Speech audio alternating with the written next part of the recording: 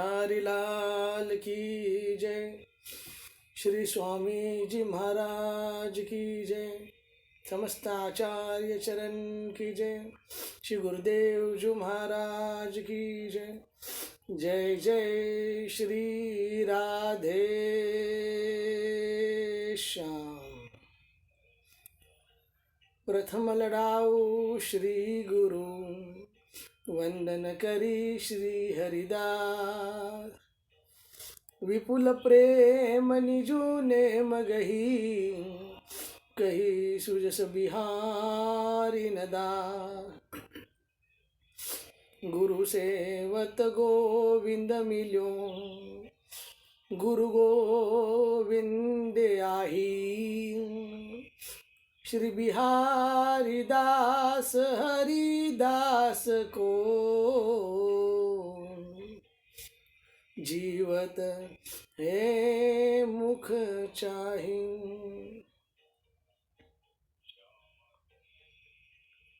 नमः कुंज बिहारिने, नमः कुंज बिहारिने, नमः श्री हरिदासाय भक्ति मार्ग प्रभालवे।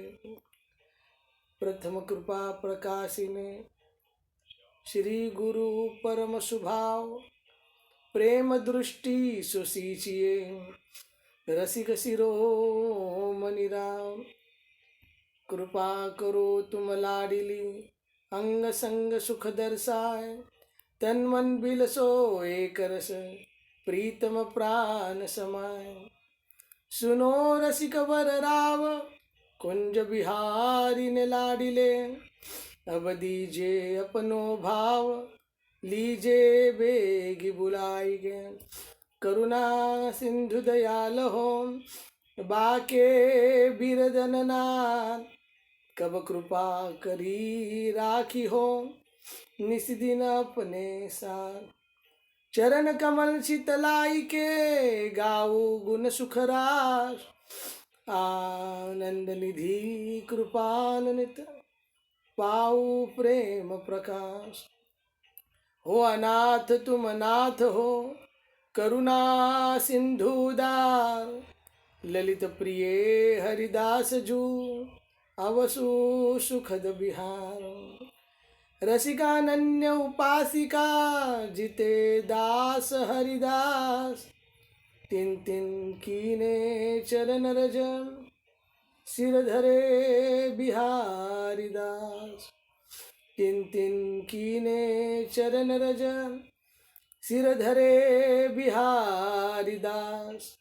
तिन तिन कीने चरण रज, सिर धरे बिहारी दास। श्रीमन नित्य निकुंज बिहारिने नमः। श्री स्वामी हरिदासो विजय तेतराम। श्री कुंज बिहारी श्री हरिदास। श्री हरिदास, श्री हरिदास, श्री हरिदास। तो सबका स्वागत है सायंकालीन सत्र में, जिसमें हम साधन पद के ऊपर चर्चा कर रहे हैं। पिछले कुछ सत्रों में हमने देखा कि साधन में विघ्न क्या है, और आज से हम प्रारंभ करेंगे कि साधन के सहायक क्या है।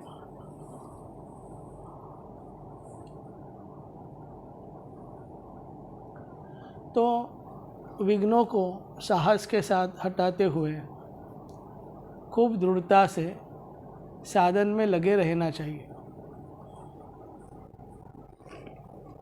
क्योंकि ये काम साधक का ही होता है। महर्षि पातंजलि अपने एक सूत्र में लिखते हैं, सतु दीर्घकाल निरंतर्य सत्कार सेवितो दृढ़मति। तो अभ्यास जब दीर्घकाल हो, निरंतर हो, आदर के साथ किया जाता हो, तब वह दृढ़ होता है। वो बोलते कि मन नहीं लगता, नहीं, वो थोड़े थोड़े चीज़ से काम नहीं होता है। बस थोड़ा कुछ तो कर लिया और बोले कि हम अब शुद्ध भक्ति के राह में, अब हमको भगवान के दर्शन कब होंगे, अब हमें साक्षात्कार कब होगा। कितना हुआ प्रभु, बोलते 2 घंटे 16 माला कर लिए। नहीं, इससे हाँ लाभ तो ज़रूर होगा, लेकिन वो चीज़ नहीं होगी जो वो मांग रहा है। क्योंकि सूत्र तो यही कह रहा है, सतु दीर्घ काल निरंतर ये सत्कार सेवितो गरुड़मति, कि देखो आपका साधन जो है वो पहले दीर्घ काल तक होना चाहिए, लंबा समय, है ना। जैसे कि अभ्यास जब बोला जाता है तो एक ही चीज़ की दीर्घ काल तक प्रैक्टिस, है ना। तो दीर्घ काल,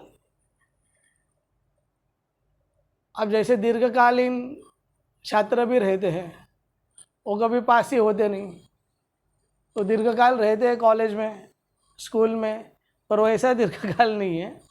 दीर्घकाल निरंतर, ये सतत उसे करना है।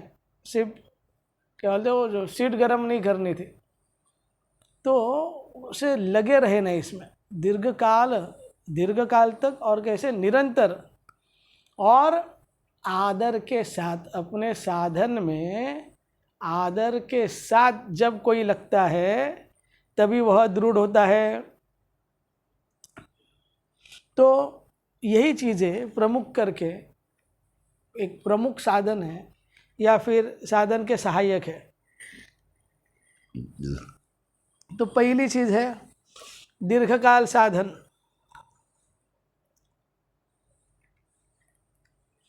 तो अल्प साधन से यथार्थ वस्तु की प्राप्ति कभी नहीं होती। जब तक अभिष्ट प्राप्ति न हो तब तक साधन किए ही जाना चाहिए, है ना। जैसे कि हम रास्ते के राह के ऊपर उतरे और थोड़ा सा ही चल दिए और चालू हो गया, कब आएगा कब आएगा, अरे यार ये तो आ नहीं रहे, कब आएगा कब आएगा।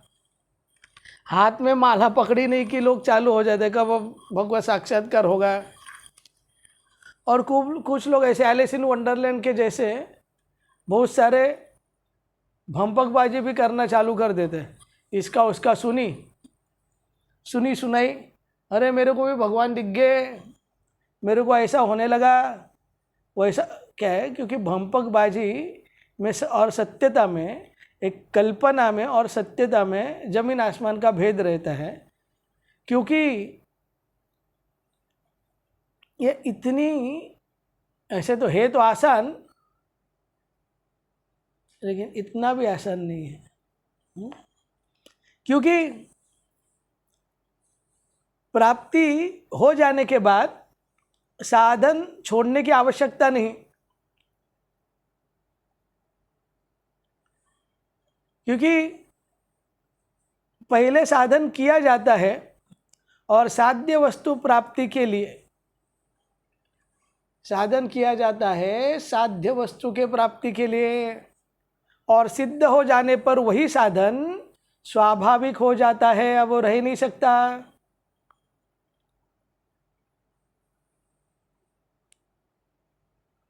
और जिस वस्तु से, जिस अभिष्ट वस्तु से, या फिर जिस साधन से वो अभिष्ट वस्तु जिसे प्राप्त होती है, तो उसके प्रति कृतज्ञता रख के वो साधन छोड़ता भी नहीं है, या वो साधन छोड़ने का उसे जी नहीं करता कि इसी ने मुझे हरि को मिलाया है तो इसे कैसे छोड़ूं।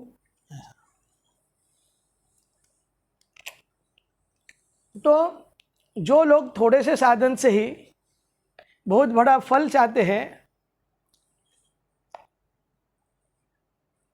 ऐसे जी चुराने वाले लोगों को साधन से जी छुड़ाना चाहते हैं। ऐसे बहुत हो गया बहुत हो गया, तो ऐसे जी छुड़ाने वाले लोगों को परमार्थ की प्राप्ति कभी नहीं होती। इस मार्ग में तो नित नया उत्साह और नित नई उमंग चाहिए।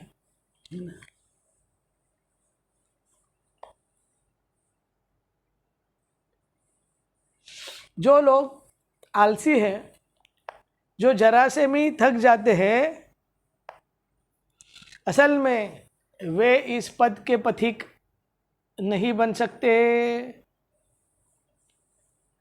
इसलिए भगवान कहते हैं मनुष्यानाम सहस्त्रेषु, कुछ तो बीच में ही छोड़ देंगे, बहुत हो गया, इससे अच्छा तो वही अच्छा था, कम से कम संसार तो भोग लेते, है ना। ये मन है, और ये लोग मनीराम के ही भगत रहते हैं ना, कुछ मनीराम के रहते, कुछ धनीराम के रहते, तो धन मन में ही इनका सब कुछ लगा रहता है। तो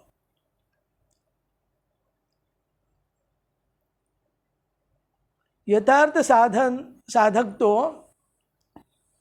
बुद्ध देव के भांति अटल भाव से कहता है,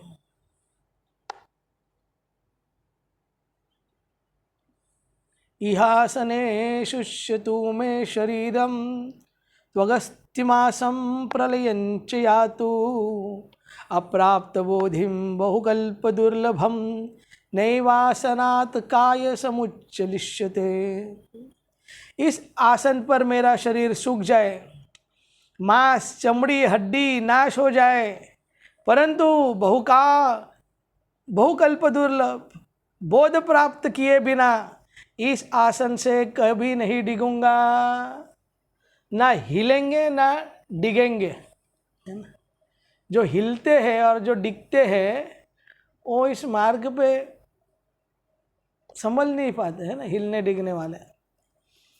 तो ऐसे जो साधक है, क्यों ना हिलूंगा ना डिलूंगा, वो जो पथिक है वो मार्ग की दूरी का कभी चिंतन नहीं करता, कितना है और कितना चलना पड़ेगा और कितना साल और कितना साल, एक कभी नहीं करता। ये जो करता है ना, जो एक करता रहता है, उसे सोचना चाहिए, क्योंकि उसकी जो क्रिया है प्रेम पूर्वक नहीं हो रही है, वो क्रियात्मक ही है, इसलिए उसके हृदय के भीतर कभी शांति नहीं रहती है ना। अगर हम ये अनुमान लगाने जाए कि वो साधक की साधना कैसी चल रही है, तो उसके चित्त के शांति से ही पता चलता है। जिसका चित्त शांत नहीं रहता वो हमेशा उतावले रहते, करो करो करो फटाफट, यानी कि जल्दबाजी, है ना। उनका और घड़ी की ओर रहते, उनका और दूरी की ओर रहता है। और ये जो साधक है, ऐसे साधक काल की परवाह नहीं करता, कितना ही समय क्यों ना लगे, अभिष्ट वस्तु की उपलब्धि होनी चाहिए। जिस तरह एक उदाहरण है शबरी माता का, कहा जाता है कि शबरी माता ने 11,000 वर्ष तक प्रभु की प्रतीक्षा की है, और बिना थके, बिना संदेह, हर दिन नई उमंग के साथ, हर दिन नए उत्साह के साथ, और अंततोगत्वा प्रभु रामचंद्र को आना पड़ा। तो ये है दीर्घकाल साधन। फिर आता है निरंतर साधन।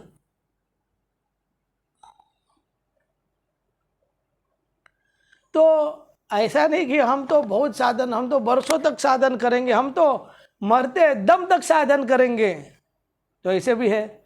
कुछ लोग हम प्राय देखते हैं जो सालों साल तो साधन तो करते हुए हमें देखते हैं, पर उनमें कोई भी किसी भी प्रकार का बदलाव हमें दिखता नहीं है। जैसे थे या तो वैसे या उससे भी और बदतर, है ना। साधन में जब एक साधक लग जाता है तो उसकी साधना से उस साधक में जैसे वो साध्य के ओर बढ़ते रहता है, उसमें दिव्य दिव्य गुण प्रकाशित होते हैं। ये स्वाभाविक है, उसमें दिव्य गुणों का प्रकाश होना। तो दीर्घकाल का अर्थ यह नहीं है कि वर्षों तक करे परंतु उसका कोई भी नियम ना हो, बस कर रहे हैं, दिन भर में कर लिया। मन में आया, फुर्सत मिली, कुछ कर लिया, नहीं तो 2-4 दिन बाद सही। समझ रहे? ये जो ठरकी जो चीज़ रहती है, किया तो किया, बनी तो बनी, नहीं तो अब्दुल गनी, है ना? है ना? तो ये वो नहीं है। तो ये निरंतरता की बात है। इसलिए भरत महाराज जी कहते हैं कि ये जो प्रेम है, ये प्रेम रूपी अनमोल हीरा त्याग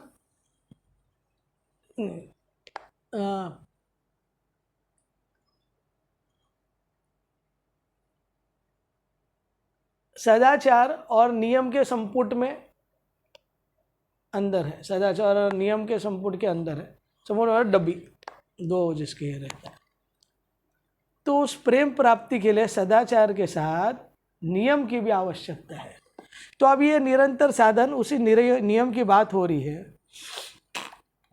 कि ऐसा नहीं कि ये मन चाहा हो, मन में आया तो किया, नहीं आया तो नहीं किया, जब फुर्सत मिली तो किया, वो भी कुछ थोड़ा किया, कभी कभी कुछ 2-4 दिन किया या 2-4 दिन के बाद किया, ऐसा।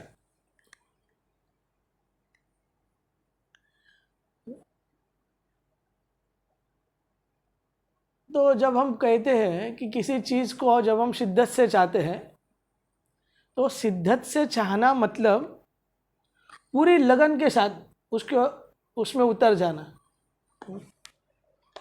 तो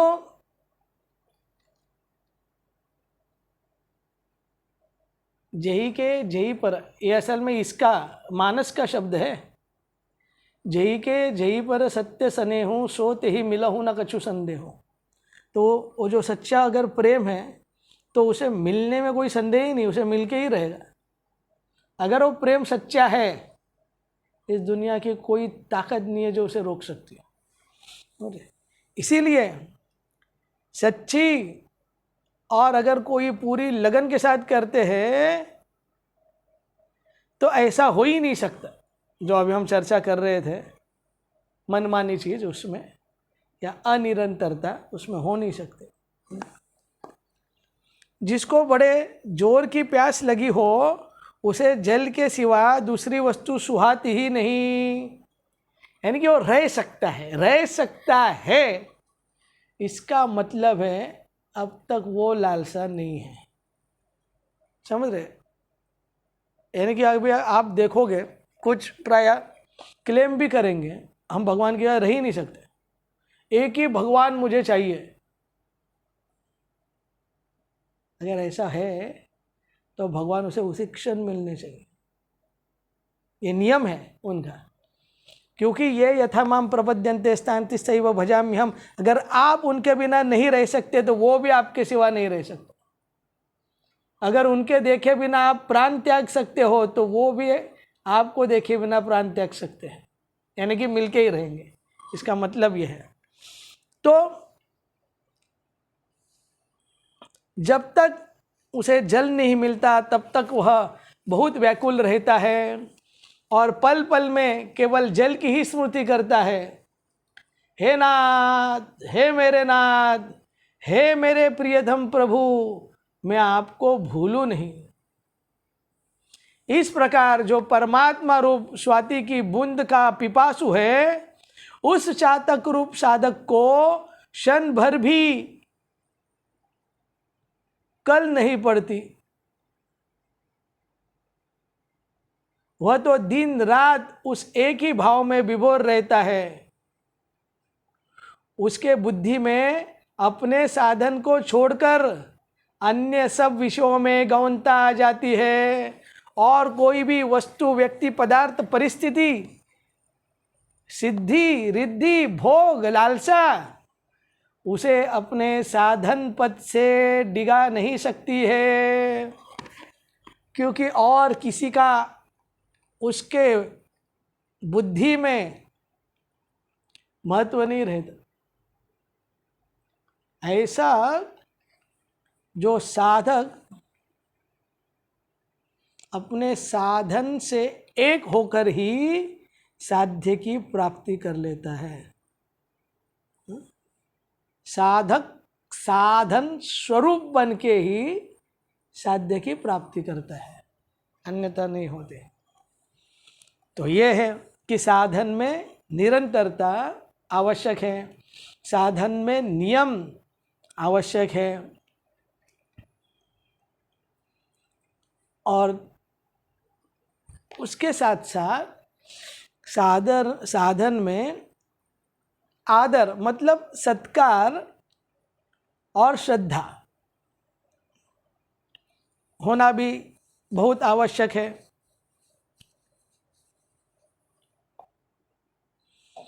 तो इस प्रकार जो निरंतर भाव से जो साधक अपने साधन में लगा हुआ है, वह साधक बड़े सत्कार बुद्धि से अपना साधन करता रहता है। सत्कार बुद्धि मतलब बड़े श्रद्धा के साथ, बड़े प्रेम के साथ, बड़े चाव के साथ अपना साधन करता रहता है।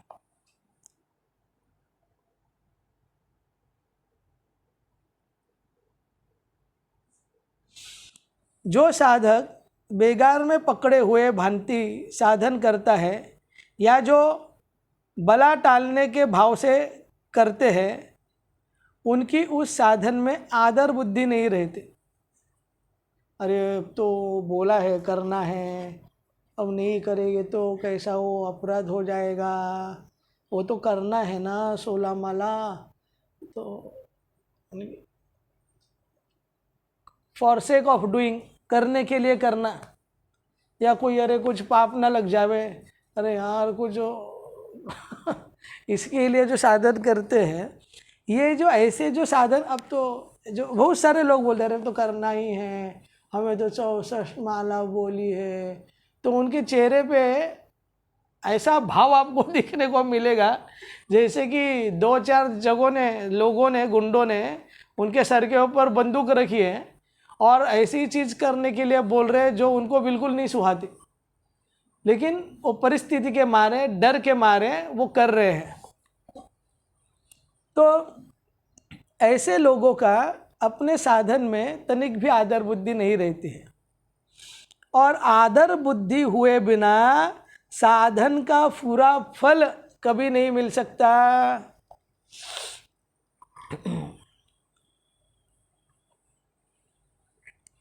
कभी कभी कुछ लोग साधन जो है केवल लोगों को दिखलाने के लिए भी करते हैं।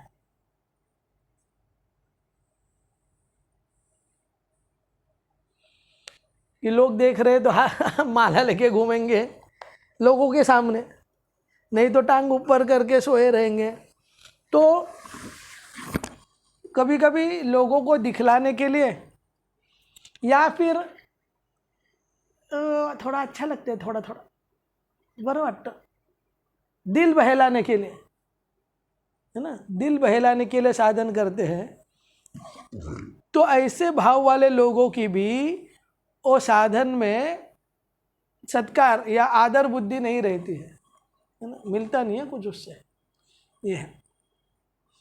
और जो श्रद्धालु रहते हैं, वो श्रद्धालु लोग अपने साधन को जीवन का परम कर्तव्य समझ के या मुख्य कर्तव्य समझ कर करते हैं।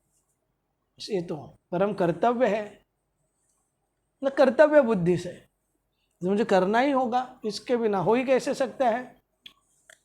इसलिए साधक को चाहिए कि जिस साधन में लगा हो उसमें पहले पूर्ण श्रद्धा करे। बिना श्रद्धा के किसी भी कार्य की सिद्धि नहीं होती। नमो गौरी शंकराय श्रद्धा विश्वास रूपिणे ताम बिना नाम सर्वे, उसके बिना कभी कुछ नहीं हो सकता।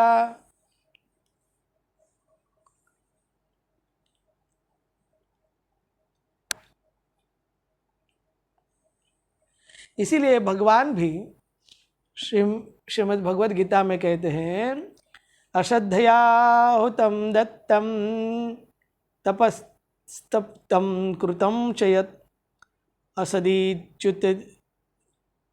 असदीच्यते पार्थ न च तत्प्रेत्य नो इह। अश्रद्धा से किया हुआ हवन दान तब कोई भी कर्म असत कहलाता है, क्योंकि बिना श्रद्धा के किया, उसका भाव नहीं था उसके अंदर।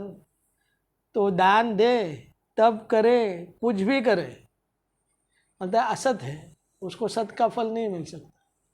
ये है, उससे न यहाँ कोई लाभ होता है और न ही परलोक में होता है।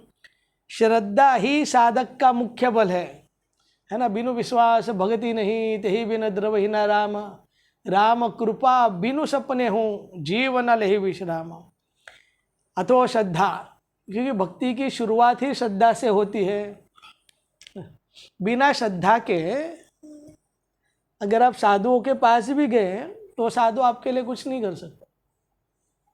हालांकि साधुओं के पास सब चीज का समाधान है।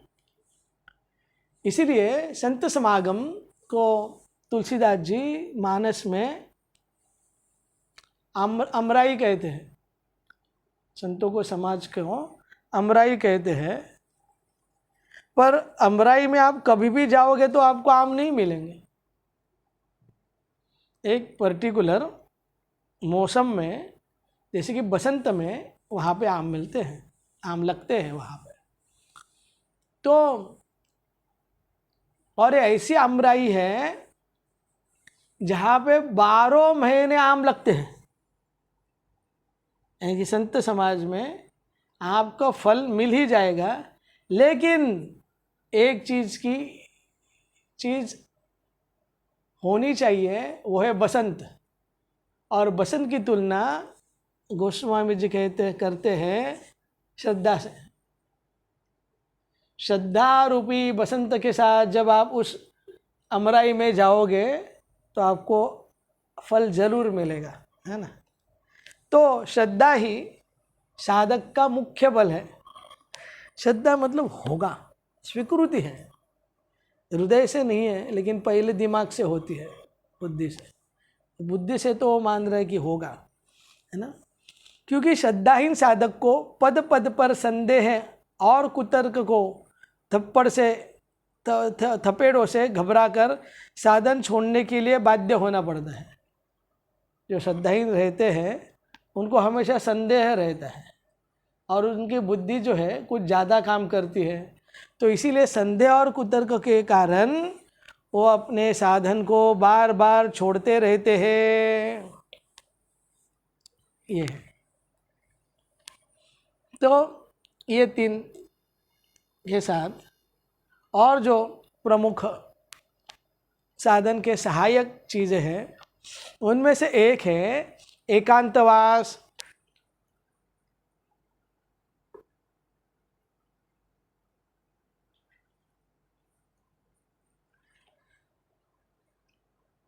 ज्ञान के साधक के लिए भगवान ने विभक्त देश सेवित्व मरतिर्जन संसदी कहकर एकांत सेवन करने और मनुष्य समाज से अनुराग हटाने की आज्ञा दी है।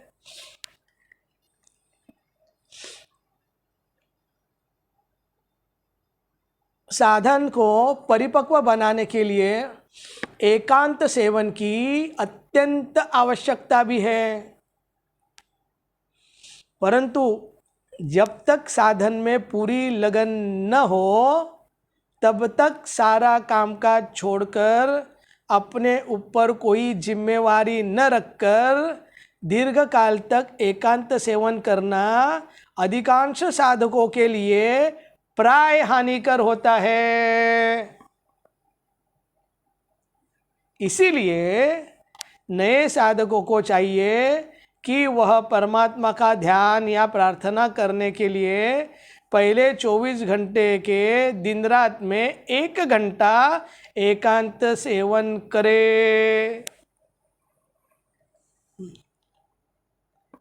लोग कभी कभी प्रायः थोड़ा भजन करने के लिए तुरंत एकांतवास का निर्णय ले लेते हैं, परंतु साधन में प्रियता न होने के कारण, इष्ट में पूर्ण विश्वास न होने के कारण, मन में कुछ संदेह आदि होने के कारण प्रायः वह अनुचित चेष्टा में लग जाता है और अपने साधन से च्युत हो जाता है। एकांत सेवन करना या तो प्रेमियों का या सिद्ध साधकों का काम है। एक नए साधक ने कभी भी एकांतवास नहीं करना चाहिए। यही प्रायः शास्त्रों का नियम है। जो भी सोचेगा उसका पतन आप लिख के ले लो, निश्चित है। वो अपने एक भावनात्मक सेट से ऊपर आ ही नहीं सकता, क्योंकि एकांतवास में वो बार बार वृत्तियों के कारण पतन ही करेगा, क्योंकि वृत्तियों को उसने अब तक जीता नहीं है। इसीलिए नए साधक को चाहिए कि वह परमात्मा का ध्यान या प्रार्थना करने के लिए पहले 24 घंटे में दिन रात में 1 घंटा एकांत सेवन करे। एकांत में मन में प्रमाद बुद्धि या आलस निद्रा न सतावे तो क्रमशः समय बढ़ाना चाहिए। यथासाध्य सप्ताह में 1 दिन, महीने में 4-5 दिन, साल भर में 1 महीना ऐसा निकालना चाहिए जो केवल परमार्थ के साधन और भगवत चर्चा में ही बीते। इससे मन को जो सात्विक भोजन मिलता है उससे मानसिक स्वास्थ्य ठीक रहने में बड़ी सहायता मिलती है। प्रायः यह भी देखा जाता है कि जो व्यक्ति से निरंतर साधन होता नहीं है वे साथ में कभी भगवत चर्चा भी नहीं करते हैं। भगवान की चर्चा होती नहीं है उनसे।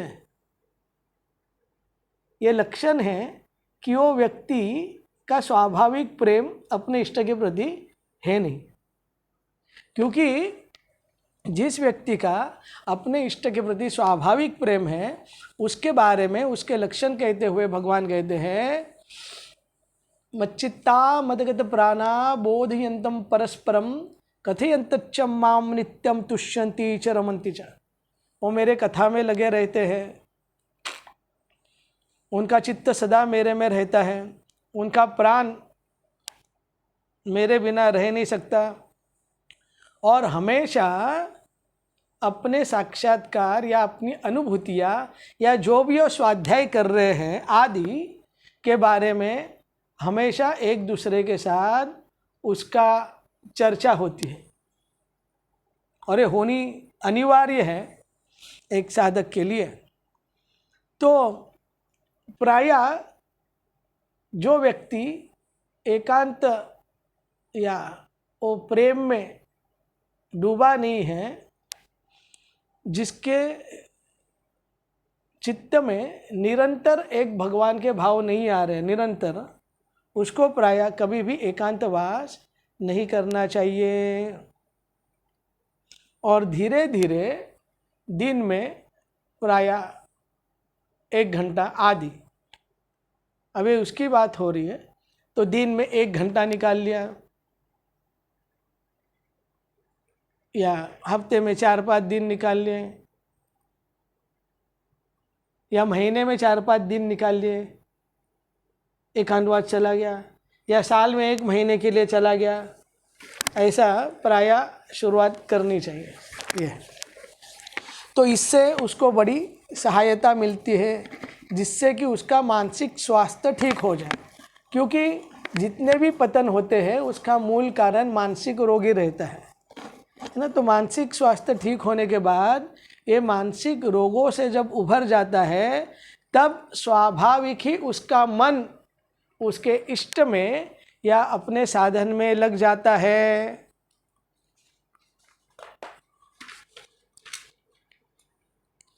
परंतु बिना अभ्यास के एकांत सेवन में प्रमाद, आलस्य, निद्रा, कुप्रवृत्ति आदि तामसिक दोषों का वश होने के बहुत भय रहता है। साधन का अभ्यास न होने से समय कटना भी कठिन हो जाता है। उसको अब कुछ सोचता नहीं, क्या करे कि ना करे, कि कैसी मुश्किल है। कोई तो बता दे इसका हल तो मेरे भाई, तो वो उसका हल ढूंढेगा। तो हल ढूंढने के लिए आजकल लोगों के पास मोबाइल रहता है, हल ढूंढता है। या तो फ़ोन करते बैठेगा, या कुछ तो नई नई चीज़ का आविष्कार करते बैठेगा, पर उससे भजन ना होगा, है ना, उससे भजन नहीं होगा। तो आजकल बहुत ऐसे साधु सन्यासियों में गांजा भांग आदि पीने, व्यर्थ गप्पे मारने, इधर उधर की बातें करने की जो प्रवृत्ति देखी जाती है, उसका प्रधान कारण ही यही है। वो एकांत सेवी साधक है ही नहीं, उसको दम घुट रहा है, उसे समझ में नहीं आ रहा क्या करे, अब वो ढूंढ रहा है ना।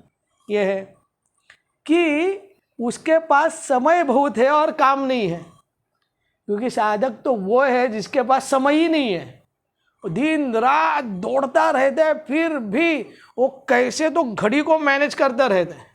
वो सोचता रहता है कि काश ये जो दिन है वो 48 घंटे का हो जाए। ये साधक की स्थिति रहती है। तो कि उनके पास समय बहुत है और काम नहीं, इसी से कुसंगति में पड़कर वे लोग नाना प्रकार के बुरे व्यसनों के वश हो जाते हैं। प्राय आप देखते हो कि जो अमीर लोग रहते हैं उनके लड़के बहुत बिगड़े हुए रहते हैं, अमीर लोगों के लड़के, क्योंकि उनके पास समय बहुत रहता है। तो क्या करें, समय बहुत है और काम कुछ है नहीं, तो प्राय ऐसे लड़के जल्दी बिगड़ते हैं। तो समय बिताने के लिए उन्हें व्यर्थ के काम करने पड़ते हैं, नहीं तो क्या मनुष्य जीवन का अमूल्य समय ताश चौपड़ शतरंज खेलने, व्यर्थ की गप्पे उड़ाने, तीतर बटेर लगाने, पर चर्चा करने, दिन भर सोने प्रमाद करने और पापों को बटोरने के लिए थोड़ी ही मिला है। अतएव साधक को चाहिए कि एकांत सेवन की आवश्यकता को समझकर उसे ईश्वर चिंतन के अभ्यास के लिए बढ़ाते हुए भी किसी न किसी जिम्मेवारी के कार्य में अपने आप को लगाना ही चाहिए। बिना रिस्पॉन्सिबिलिटी ये सिद्ध नहीं होता है, क्योंकि अब वो कुछ तो करेगा और ऐसा करेगा जिससे वो खुद का पतन करके लेगा।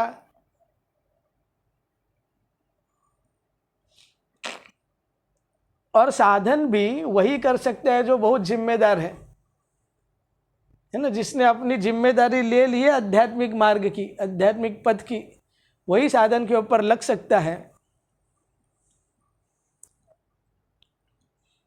तो वह काम परोपकार का हो या घर का हो, ईश्वरार्पित बुद्धि से आसक्ति छोड़कर किए जाने वाले सभी सत्कार्य ईश्वर भजन में ही शामिल होते हैं। आसक्ति छोड़ के ईश्वर भाव से किए हुए सभी कार्य भजन के रूप में ही स्वीकार होते हैं। कार्य में लगे रहने से मन को व्यर्थ चिंतन या प्रमाद के लिए समय नहीं मिलता।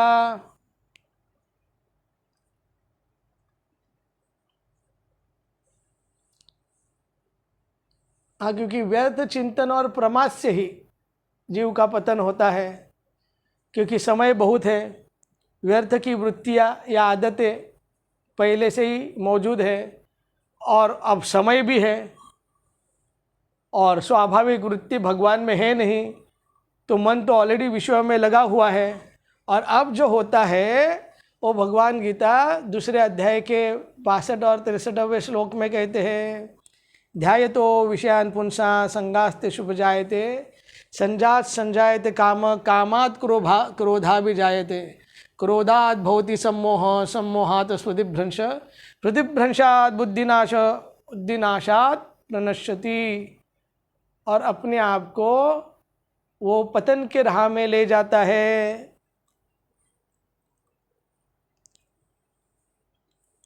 इसीलिए अवश्य ही काम करते समय भी ईश्वर चिंतन को छोड़ना नहीं चाहिए, बल्कि ईश्वर चिंतन करते हुए ही काम करना चाहिए। इसी के लिए भगवान अर्जुन को भगवद गीता में कहते हैं, सर्वेषु कालेषु माम अनुस्मर युद्ध च। हे अर्जुन, सब समय मुझे स्मरण करता रहे और युद्ध भी कर। अपने जिम्मेवारी को, कर्तव्य काम को जानबूझकर छोड़े नहीं, पर उसे करे भगवान चिंतन करते हुए। जैसे कि कुछ लोग कुछ गलत चीज बता देते हो, आप सब छोड़ दो, अब आ जाओ, आप आ जाओ, और करेगा क्या? वही लोग उपद्रव करते हैं। उपद्रवी जीव साधक कभी उपद्रव नहीं कर सकता। ये साधक के वेश में असाधक जो वहां पे है, क्योंकि साधन तो उसको पता नहीं, माला दो घुमा लिया और सो गया। अब दिन भर करेगा क्या? अब दिन भर ह्याची टोपी त्याला आणि त्याची टोपी त्या, और टोपी घुमाते बैठेगा, है ना। तो इससे जो जितना पतन होता है, उतना पतन घर पर रहने से कभी ना होता। इस प्रकार पहले भगवान चिंतन और पीछे कर्तव्य कर्म, इस प्रकार भगवान में मन लगाकर भगवद अर्थ कर्म करने वाले का उद्धार भगवान बहुत ही शीघ्र कर देते हैं। और इसके बारे में भगवान स्वयं अपने गीता में कहते हैं, तेषा हम समुद्धरता मृत्यु संसार सागरत भवामी न चिरात पार्थ मय्यावेशित चेतसाम। हे अर्जुन, मुझ में चित्त लगाने वाले प्रेमियों का मैं बहुत शीघ्र इस मृत्यु रूप संसार सागर से उद्धार कर देता हूँ, है ना। तेषा हम समुद्धरता मृत्यु संसार सागरात भवामी न चिरात पार्थ। वास्तव में सच्चा एकांत सेवन तो मन का एकांत रूप से परमात्मा में लग जाना है। लगन लागी ऐसी मन की लगन, लगन लागे ऐसे मन की लगन, लगन लागे ऐसे मन की लगन, लगन लागे ऐसे मन की लगन। गली गली घूमे दिल तुझे ढूंढे, गली गली घूमे दिल तुझे ढूंढे, तेरे भी नहीं तरसे नयन, लगन लागे ऐसे मन की लगन, लगन लागे ऐसे मन की लगन। तो जब लगन लग जाती है, तब एक इष्ट के सिवा, एक साध्य के सिवा और कुछ उसके जीवन में रहता ही नहीं है। यह है, इसीलिए इस आंतरिक एकांत सेवन की प्राप्ति के लिए ही बाह्य एकांत सेवन का अभ्यास किया जाता है।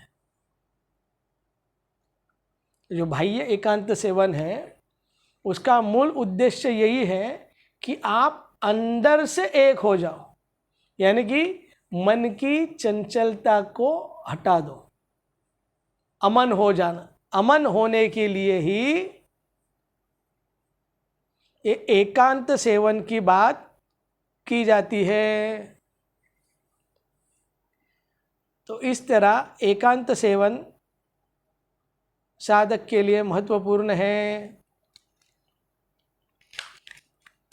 तो कल हम देखेंगे कि साधु व्यवहार, पापों से सावधानी और प्रभु पर विश्वास। आज हम इधर ही रुकते हैं। श्रीमन नित्य निकुंज बिहारिणे नमः। श्री स्वामी हरिदासो विजय तितराम। श्री कुंज बिहारी श्री हरिदास।